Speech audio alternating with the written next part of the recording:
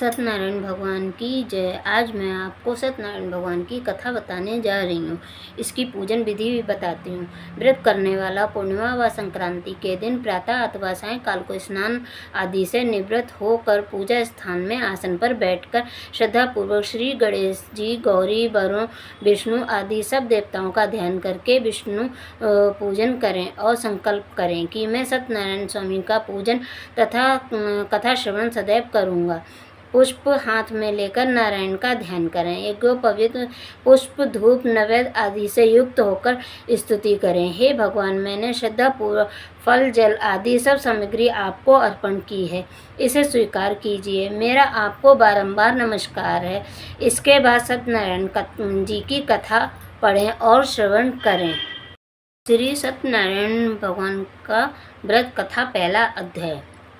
एक समय नैमिषारण्य तीर्थ में शौनकादि 88,000 ऋषियों ने श्री सूत जी से पूछा, हे प्रभु, इस कलयुग में वेद विद्या रहित मनुष्यों को प्रभु भक्ति किस प्रकार मिलेगी तथा उनका उद्धार कैसे होगा? इसलिए हे मुनि, कोई ऐसा तप कहिए जिससे थोड़े समय में पुण्य की प्राप्ति होवे तथा मन वांछित फल मिले। वह कथा सुनने की हमारी इच्छा है।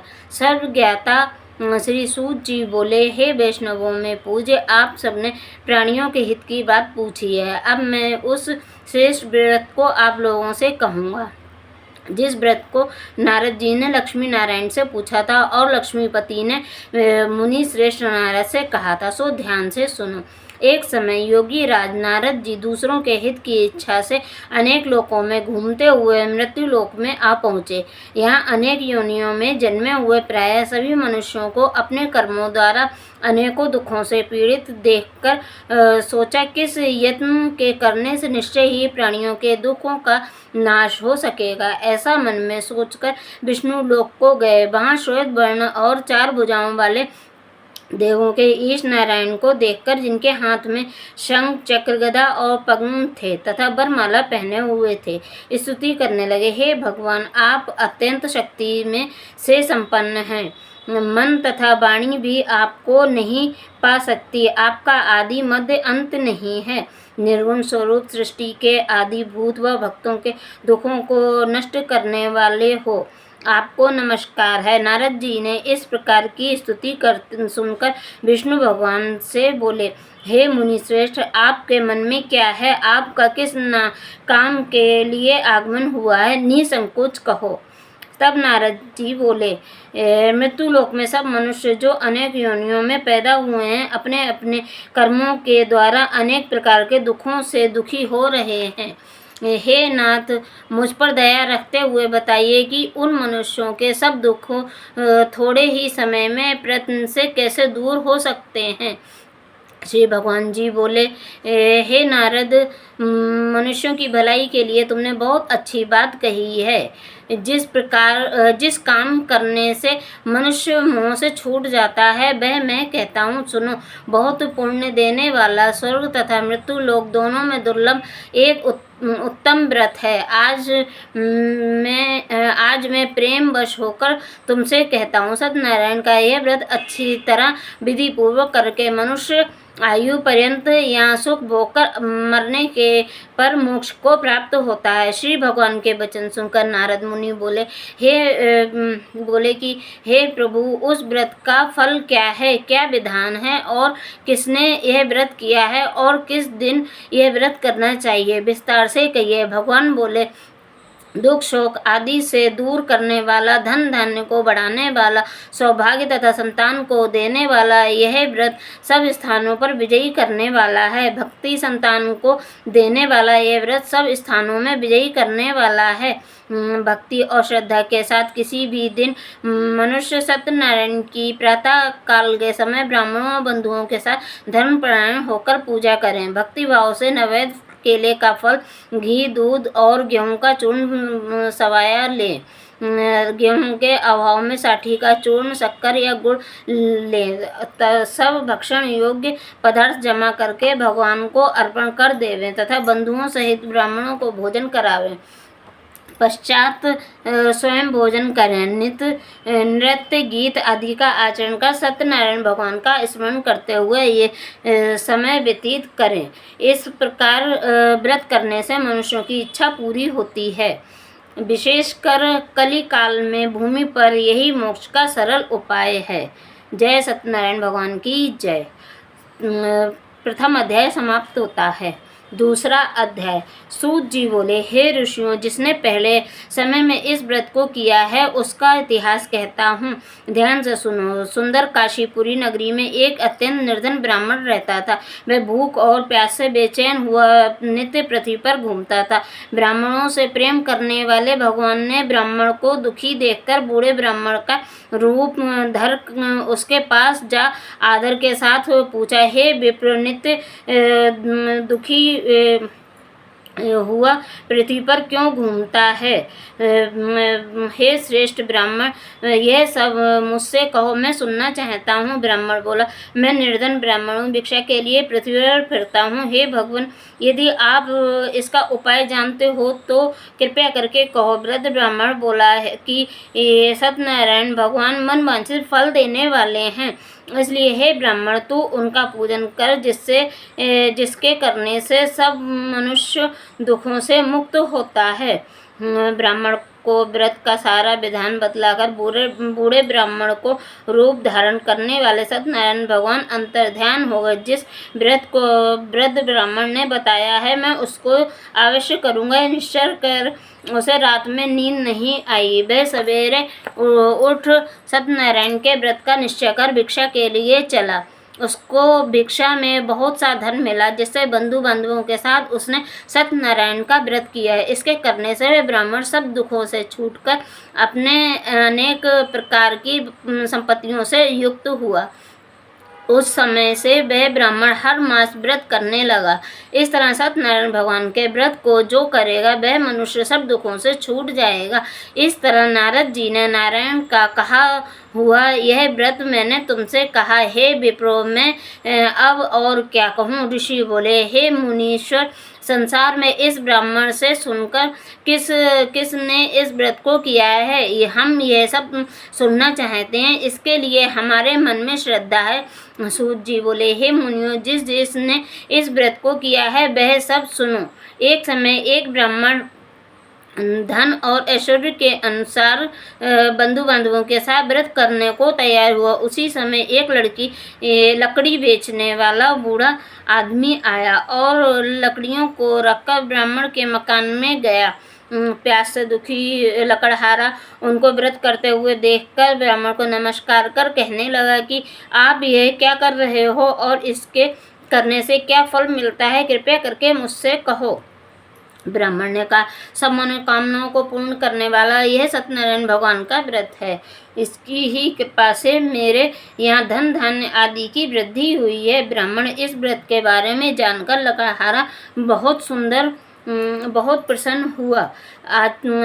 चरणामृत ले और प्रसाद खाने के बाद वह अपने घर को गया। लकड़हारे ने अपने मन में इस प्रकार संकल्प किया कि आज नगर में लकड़ी बेचने से जो धन मिलेगा उसी से सत्यनारायण देव का उत्तम व्रत करूँगा। यह मन में विचार कर वह बूढ़ा आदमी लकड़ियों को और अपने सिर पर रखकर जिस नगर में धनवान लोग रहते थे वहाँ ऐसे सुंदर नगर में गया।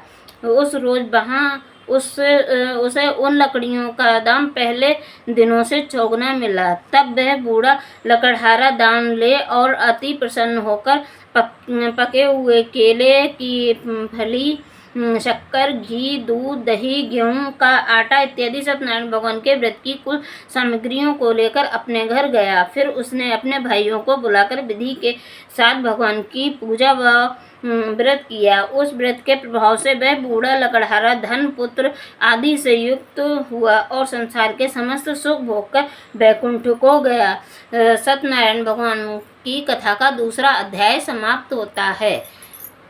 सत्यनारायण भगवान की जय। तीसरा अध्याय प्रारंभ होता है। सूत जी बोले, हे श्रेष्ठ मुनियों, अब आगे की कथा कहता हूँ, सुनो। पहले समय में उल्कामुख नाम का एक बुद्धिमान राजा था। वह सत्य वक्ता और जितेंद्रिय था। प्रतिदिन देव स्थानों पर जाता था और गरीबों को धन देकर उनके कष्ट दूर करता था। उसकी पत्नी कमल के समान मुख वाली और सती साध्वी थी। भद्रशिला नदी के तट पर उन दोनों ने श्री सत्यनारायण का व्रत किया। उस समय में वहाँ एक साधु वैश्य आया। उसके पास व्यापार के लिए बहुत सा धन था। वह नाव को किनारे पर ठहराकर राजा के पास आ गया और राजा को व्रत करते हुए देखकर विनय के साथ पूछने लगा, हे राजन, भक्ति युक्त चित्त से यह आप क्या कर रहे हैं? मेरी सुनने की इच्छा है, सो आप यह मुझे बताइए। राजा बोले, हे प्रभु, हे साधु, अपने बांधवों के साथ पुत्रादि की प्राप्ति के लिए हम यह महाशक्तिवान सत्यनारायण भगवान का व्रत व पूजन किया जा रहा है। राजा के वचन सुनकर साधु आदर से बोला, हे राजन, मुझसे इसका सब विधान कहो। मैं भी इस आपके कथा अनुसार इस व्रत को अवश्य करूँगा। मेरे भी कोई संतान नहीं है और इससे निश्चय ही होगी। राजा से सब विधान सुन व्यापार से निवृत्त हो वह आनंद के साथ घर गया। साधु ने अपनी स्त्री से संतान देने वाले उस व्रत का समाचार सुनाया और कहा कि जब मेरे संतान होगी तब मैं इस व्रत को करूँगा। साधु ने के ऐसे वचन अपनी पत्नी लीलावती से कहे। एक दिन उसकी स्त्री लीलावती पति के साथ आनंदित हो सांसारिक धर्म में प्रवृत्त होकर सत्यनारायण भगवान की कृपा से गर्भवती हो गई और 10वें महीने में उसके एक सुंदर कन्या का जन्म हुआ। दिनों दिन वह इस तरह बढ़ने लगी जैसे शुक्ल पक्ष का चंद्रमा बढ़ता है। कन्या का नाम लीलावती रखा गया। तब लीलावती ने मीठे शब्दों में अपने पति से कहा कि जो आपने संकल्प किया था कि भगवान व्रत करूँगा, अब आप उसे करिए। साधु बोला, हे प्रिय, इसके विवाह पर करूँगा। इस प्रकार अपनी पत्नी को आश्वासन दे वह नगर को गया। कलावती पितृगृह में वृद्धि को प्राप्त हो गई। साधु ने जब नगर में सखियों के साथ अपनी पुत्री को देखा तो तुरंत दूत बुलाकर कहा कि पुत्री के वास्ते कोई सुयोग वर देख कर लाओ। साधु की आज्ञा पाकर दूत कंचन नगर पहुंचा और वहां पर बड़ी खोज कर देखभाल कर लड़की के लिए सुयोग वणिक पुत्र को ले आया। उस सुयोग लड़के को देखकर साधु ने उसे अपनी बंधु बांधवों सहित प्रसन्नचित्त अपनी पुत्री का विवाह उसके साथ कर दिया, किंतु दुर्भाग्य से विवाह के समय भी उस व्रत को करना भूल गया। तब श्री भगवान क्रोधित हो गया और समीप स्थित और श्राप दिया कि तुम्हें दारुण दुख प्राप्त होगा। अपने कार्य में कुशल साधु बनिया जमाता सहित समुद्र के समीप स्थित रतनपुर नगर में गया और वहां दोनों ससुर जमाई चंद्रकेतु राजा के उस नगर में व्यापार करने लगे। एक रोज भगवान सत्यनारायण की माया से प्रेरित होकर कोई चोर राजा का धन चुराकर भागा जा रहा था, किंतु राजा के दूतों को आता देखकर चोर ने घबराकर भागते हुए राजा के धन को वहीं छुपाकर रख दिया। वो ससुर जमाई ठहरे हुए थे। जब दूतों ने उस साधु वैश्य के पास राजा के धन को रखा देखा तो वे दोनों को बांधकर ले गए और प्रसन्नता से दौड़ते हुए राजा के समीप जाकर बोले, यह दो चोर हम पकड़कर लाए हैं, कृपया आज्ञा दें।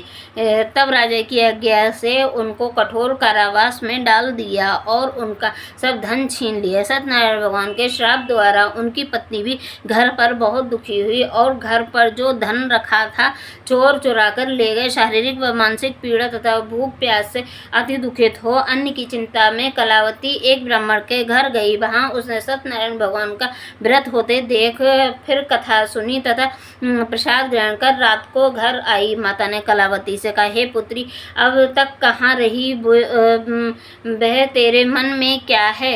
कलावती बोली, हे माता जी, एक ब्राह्मण के घर में सत्यनारायण भगवान की व्रत कथा थी। कन्या के वचन सुनकर लीलावती भगवान के पूजन की तैयारी करने लगी। लीलावती ने परिवार और बंधुओं सहित श्री सत्यनारायण भगवान का पूजन किया और वर मांगा कि मेरे पति और दामाद शीघ्र आ जावें।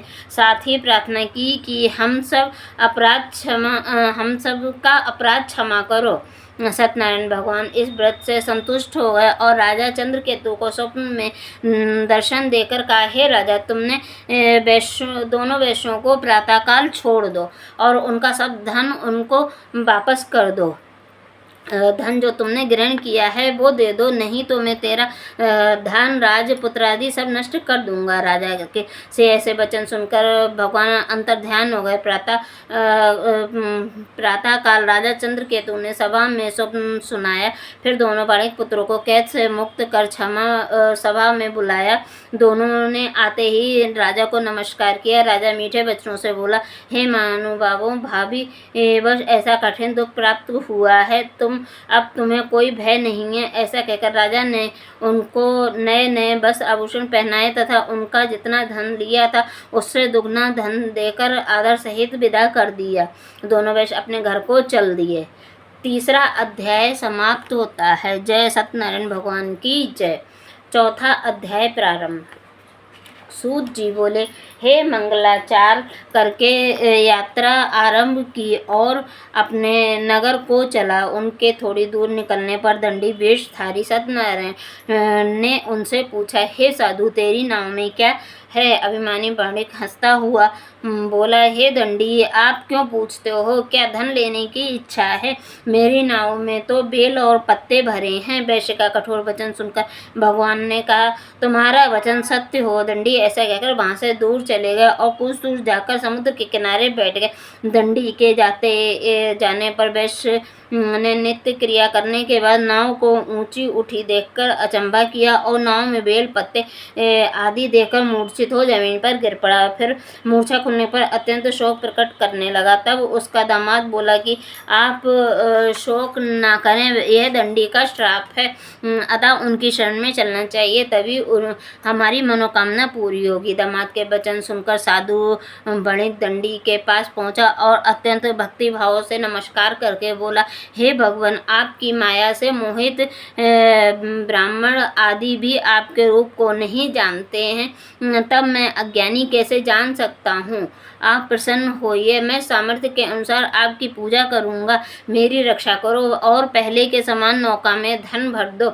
उसके भक्ति युक्त वचन सुनकर भगवान प्रसन्न हो उसकी इच्छा अनुसार वर देकर अंतर्ध्यान हो गए। तब उन्होंने नाव पर आकर देखा कि नाव धन से परिपूर्ण है। फिर वह भगवान सत्यनारायण का पूजन कर साथियों सहित अपने नगर को चला। जब अपने नगर के निकट पहुंचा तब दूत को घर भेजा। दूत ने साधु के घर जा उसकी स्त्री को नमस्कार कर कहा कि साधु और दामाद सहित इस नगर के समीप आ गए हैं। ऐसा वचन सुन साधु की स्त्री ने बड़े हर्ष के साथ सत्यदेव का वचन कर पुत्री से कहा, मैं अपने पति के दर्शन को जाती हूँ, तू कार्य पूर्ण कर शीघ्र आना। माता के ऐसे वचन सुनकर कलावती प्रसाद छोड़कर पति के पास गई। प्रसाद की अवज्ञा के कारण सत्यदेव के रुष्ट हो उसके पति को नाव सहित पानी में डुबो दिया। कलावती अपने पति को देखकर रोती हुई जमीन पर गिर गई। इस तरह नौका को डूबा हुआ देख कन्या को रोता हुआ देख साधु दुखित हो बोला, हे प्रभु, मुझसे या मेरे परिवार से जो भूल हुई है उसे क्षमा करो। उसके दीन वचन सुनकर सत्यदेव प्रसन्न हो गए और आकाशवाणी हुई, हे साधु, तेरी कन्या मेरे प्रसाद को छोड़कर आई है, इसलिए इसका पति अदृश्य हुआ है। यदि वह घर जाकर प्रसाद खाकर लौटे तो इसे पति अवश्य मिलेगा। ऐसी आकाशवाणी सुनकर कलावती ने घर पहुंचकर प्रसाद खाया, फिर आकर पति के दर्शन किए। तत्पश्चात साधु ने बंधु बांधवों सहित सत्य देव का भक्तिपूर्वक पूजन किया। उस दिन से वह प्रत्येक पूर्णिमा को सत्यनारायण भगवान का पूजन एवं कथा करने लगा। फिर इस लोक का सुख भोगकर अंत में स्वर्गलोक को गया। चौथा अध्याय समाप्त होता है। सत्यनारायण भगवान की जय। 5वां अध्याय प्रारंभ। सूत जी बोले, हे ऋषियों, मैं और भी कथा कहता हूँ, सुनो। प्रजापालन में लीन तुंगध्वज नाम का एक राजा था। उसने भी भगवान का प्रसाद त्याग कर बहुत दुख पाया। एक समय वन में जाकर वन्य पशुओं को मारकर बड़ के नीचे आया। वहाँ उसे ग्वालों सहित भक्ति भाव से बांधवों सहित सत्यनारायण का पूजन करते देख राजा देखकर भी अभिमानवश वहाँ नहीं गया और नमस्कार भी नहीं किया। तब ग्वालों ने भगवान का प्रसाद उसके सामने रख तो दिया। वह प्रसाद को त्याग कर उसकी सुंदर नगरी को चला गया। वहीं उसने वहाँ अपना सब कुछ नष्ट पाया तो वह जान गया कि ये सब भगवान ने किया है। तब वह विश्वास कर ग्वालों के समीप गया और विधिपूर्वक पूजन व प्रसाद खाया तो सत्यदेव की कृपा से पहले जैसा था वैसा ही हो गया। फिर दीर्घ काल तक सुख भोग कर मरने पर स्वर्गलोक को गया। जो मनुष्य इस परम दुर्लभ व्रत को करेगा, भगवान की कृपा से उसे धन धान्य की प्राप्ति होगी तथा सब मनोरथ पूर्ण होकर अंत में वैकुंठ धाम को जाएगा। उन्होंने पहले इस व्रत को किया। अब उनके दूसरे जन्म की कथा कहता हूँ। वृद्ध शतानंद ब्राह्मण ने सुदामा का जन्म लेकर मोक्ष को पाया। उल्कामुख नाम का राजा दशरथ होकर वैकुंठ को प्राप्त हुआ। साधु नाम के वैश्य ने मोर ध्वज बनकर अपने पुत्र को आरे से चीरकर मोक्ष को प्राप्त किया। महाराज तुंगध्वज ने स्वयंभू होकर भगवान में भक्ति युक्त कर्म कर मोक्ष प्राप्त किया। इति श्री सत्यनारायण व्रत कथा संपूर्ण होती है। बोलिए सत्यनारायण भगवान की जय।